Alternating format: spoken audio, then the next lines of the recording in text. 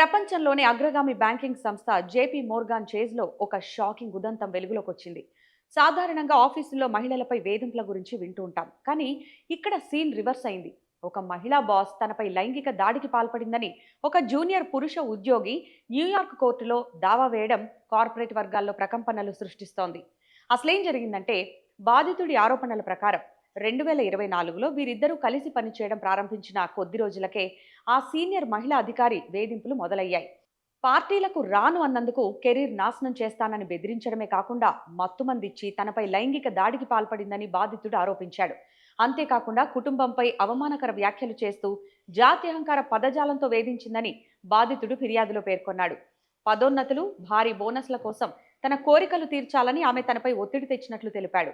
ఈ విషయాన్ని కంపెనీ యాజమాన్యం దృష్టికి తీసుకెళ్లగా వారు తనను సిస్టమ్స్ నుంచి తొలగించి బలవంతంగా సెలవుపై పంపారని బాధితుడు వాపోయాడు. అయితే జేపీ మోర్గాన్ చేజ్ ఈ ఆరోపణలను పూర్తిగా ఖండించింది. తమ అంతర్గత విచారణలో ఎలాంటి ఆధారాలు లభించలేదని, పైగా సదరు ఉద్యోగి విచారణకు సహకరించలేదని బ్యాంకు స్పష్టం చేసింది.